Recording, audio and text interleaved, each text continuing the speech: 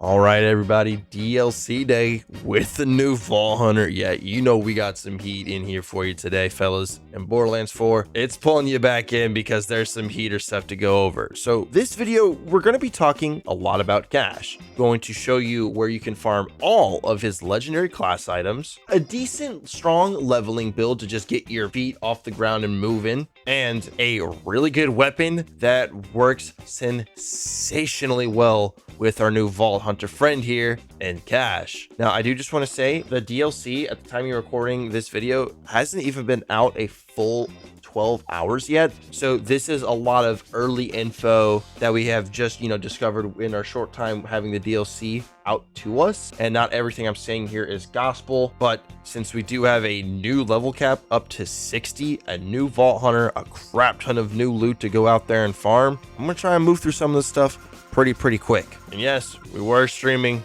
our run through the DLC and gaming and the new Borderlands content over on our Twitch channel today, twitch.tv/kree. If you ever want to come and hang out, do some live gaming, some live shenanigans, head on over, top link in the description. Now look, I'll shoot straight with you. Cash, you can tell this Vault Hunter was made with a lot of love, care, and effort from Gearbox. His skill trees are disgusting. His damage output is disgusting. He's got grease, work, damage, everything intricately woven into his kit. And he also has some really darn good class items. So let's go ahead and talk about them, shall we? For the whale class mod, you just go ahead and head over to Callus the Ripper Queen. This class mod reads as Cash's action skill cooldown rate is reduced to 0, and all action skill cooldown rate bonuses are converted into action skill damage.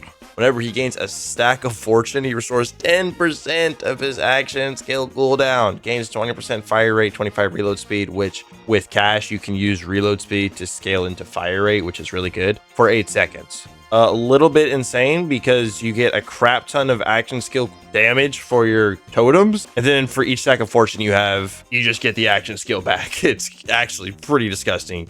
Whale class mod farming Callus seems to be a pretty good valuable one. The hot shot is from Vile Lictor. Crossfire's burst is replaced with a beam spin attack that deals fire damage. If windfall is active, these beams always critically hit enemies. This seems to be pretty cool for the akimboed pistol build.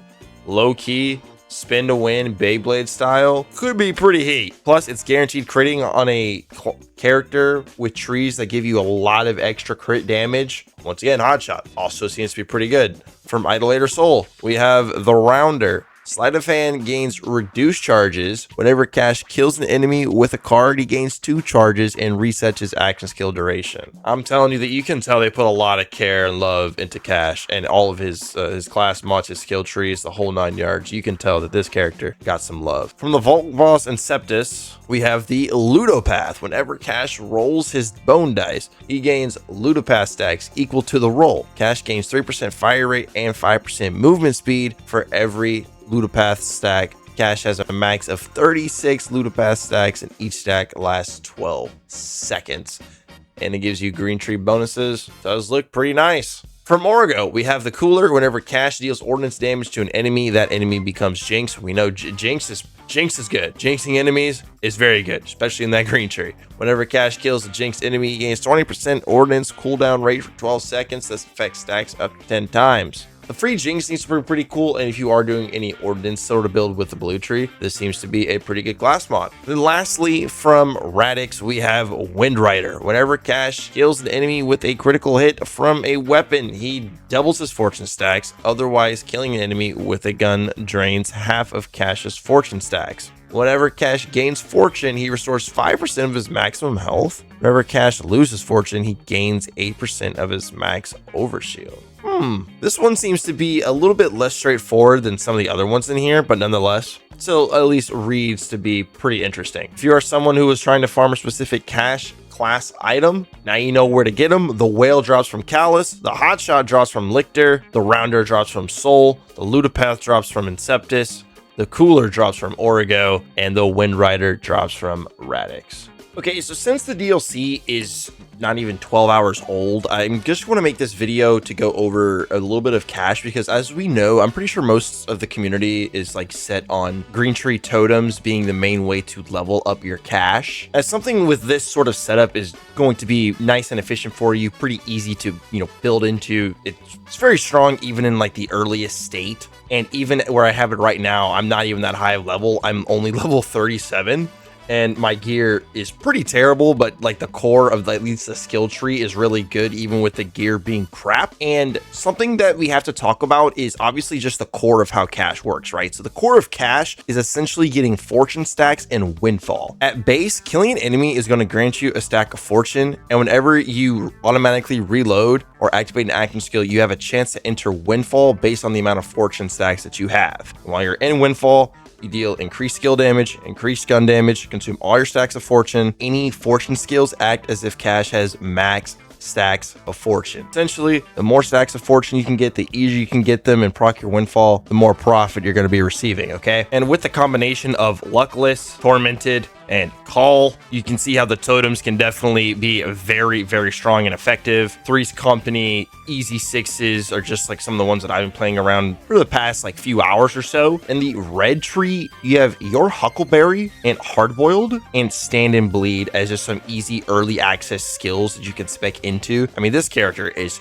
cracked out, dude. He is juiced. But I'm not here to talk too much about the green tree, because right now this is kind of like what we know is like really good for leveling up and whatnot, what to build into. You would spec your first 5 skill points into Luck Be a Robot, your next 5 into Charm Bracelet, get 1 into O Fortune, get your Devil's Tine so you get your extra augment slot, Luckless, then you get Bone Meal Ticket to unlock all of these, and then you just build straight into the right of the green tree, okay? But something that you need to know, this skill right here, Alchemy. Cash gains increased elemental effect chance. Whenever Cash applies an elemental effect, he gains a stack of fortune. This skill is insane because it essentially opens up the door for the Rainbow Vomit to just fully juice it up. Get your fortune stacks super effortlessly and easily, so that whenever you're spamming your totems, you're just going to be going into windfall willy-nilly almost all the time. And you're going to have high stacks of fortune because Rainbow Vomit with Alchemy is going to just give you those stacks super fast. Let me show you an example real quick. We have our Rainbow Vomit here. Literally, this is one that I've